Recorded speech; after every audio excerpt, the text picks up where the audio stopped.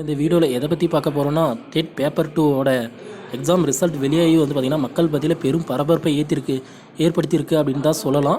ஏன் இவ்வளோ முடிவுகள் டஃப்பாக வந்தது அப்படின்னு கல்வித்துறை அமைச்சர்கிட்ட கேட்கக்குள்ள பார்த்திங்கன்னா நிறைய தேர்வர்களும் சொல்லியிருக்காங்க. அவுட் ஆஃப் சிலபஸ்லேருந்து கேள்வி எடுத்திருக்காங்க அப்படின்ற மாதிரி சொல்லியிருக்காங்க. இதுக்கான முறையான தீர்வுகள் கொடுக்கணும் அப்படின்ற மாதிரி சொல்லியிருக்காங்க. பாமகவோட அன்புமணி ராமதாஸ் கூட வலியுறுத்திருக்காரு. இடைநிலை மற்றும் மேல்நிலை ஆசிரியர்களை பார்த்திங்கன்னா தகுதி தேர்வு மூலம் மட்டுமே நியமிக்கணும் அப்படின்ற மாதிரி குறிப்பிட்டிருக்காருங்க. இப்போ நியமன தேர்வு ரத்து பண்ணணும். அப்படி ரத்து பண்ணலாம் பார்த்திங்கன்னா பள்ளி கல்வித்துறையோட ஒரு ஒரு ஒரு எப்படி சொல்கிறதா பள்ளிக்கல்வித்துறையோட ஒரு தரமற்ற செயல்லாம் அப்படின்ற மாதிரி அவர் சொல்லியிருக்காருங்க. இதனால் பார்த்திங்கன்னா நியமன தேர்வு ரத்து பண்ணுவாங்க அப்படின்னு நிறைய தேர்வுகள் வெயிட் பண்ணியிருக்காங்க. அது மட்டும் இல்லாமல் பார்த்திங்கன்னா போனஸ் மதிப்பெண் கொடுப்பாங்க அப்படின்ற மாதிரி நிறைய பேர் வெயிட் பண்ணியிருக்காங்க. ஆனால் கவர்மெண்ட் சைடுலேருந்து பார்த்திங்கன்னா என்ன அஃபிஷியல் நியூஸ் வந்திருக்கு அப்படின்னு பார்த்திங்கன்னா இப்போ காலி இடங்களை பார்த்திங்கன்னா அதிகரிச்சிருக்காங்க அப்படின்ற மாதிரி சொல்லியிருக்காங்க. கிட்டத்தட்ட எவ்வளோ அப்படின்னு கேட்டிங்கன்னா 15,159 காலி இடங்களை பார்த்திங்கன்னா அதிகரிச்சிருக்காங்க அப்படின்னு சொல்லியிருக்காங்க.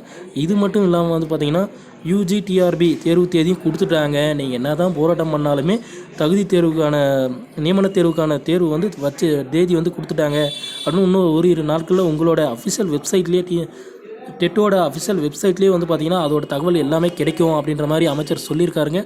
அது மட்டும் இல்லாமல் பார்த்திங்கன்னா டெட் CBTயில் பார்த்திங்கன்னா நிறைய குளறுபடிகள் நடந்திருக்கு அப்படின்னு சொல்லியிருக்காங்க. இதை பற்றி பார்த்திங்கன்னா டீட்டெயிலாக பார்த்திங்கன்னா அஃபிஷியல் வெப்சைட்டில் கொடுத்துருக்காங்க.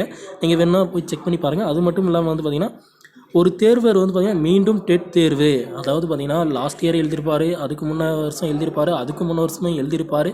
இப்படி அவர் ஒருத்தரே எக்ஸாம் எழுதி இருந்தால் இதுக்கப்புறம் படித்து வரவங்க எப்படி ஒரு வாய்ப்பு வரும் அப்படின்ற மாதிரி சொல்லியிருக்கேன். பட் அது ஒரு நல்ல முடிவு தாங்க. ஒரு 4-5 வீட்டு எழுதுனா ஒரு டைமில் வேலைக்கு போகலாம் அப்படின்ற மாதிரி சொல்லியிருக்காங்க.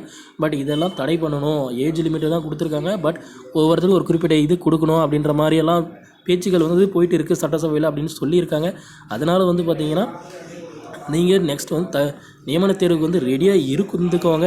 இப்போ பார்த்திங்கன்னா போனஸ் மதிப்பெண் தரத்துக்கான வாய்ப்புகளும் இருக்குங்க. போனஸ் மதிப்பெண் பார்த்திங்கன்னா கிட்டத்தட்ட 15 மதிப்பெண் கொடுக்க வாய்ப்பு இருக்குங்க. அஃபிஷியலான நியூஸ் தாங்க இது.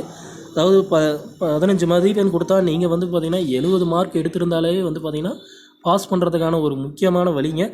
உங்களோட மார்க் பார்த்திங்கன்னா 70 மார்க் எடுத்திருந்தீங்கன்னா அது கூட ஒரு 15 மார்க் எடுத்தீங்க அப்படின்னா உங்களுக்கு 85 மார்க் வருங்க. அப்போ பார்த்திங்கன்னா கட் ஆஃப் 82லேருந்து 85 போக்குள்ள நீங்கள் பார்த்திங்கன்னா பாஸ் பண்ணுறதுக்கான வாய்ப்புகள் இருக்குங்க.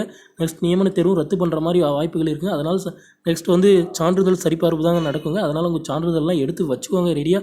எப்போ வேணாலும் பார்த்திங்கன்னா ஆர்டர் பார்த்திங்கன்னா அஃபிஷியல் வெப்சைட்டில் TRBயில் கொடுத்துட்டே இருப்பாங்க ஃப்ரெண்ட்ஸ். இந்த மாதிரியான யூஸ்ஃபுல்லான வீடியோஸ் வேணும்னா நம்ம சேனலை சப்ஸ்கிரைப் பண்ணி வச்சுக்கோங்க. பக்கத்துலேயே ஆல்னு ஒரு பட்டன் இருக்கும், அதையும் கிளிக் பண்ணி வச்சுக்கோங்க. அப்போ தான் நான் போடக்கூடிய ஒவ்வொரு வீடியோ உங்கள் மொபைல் நோட்டிஃபிகேஷனாக வரும் ஃப்ரெண்ட்ஸ்.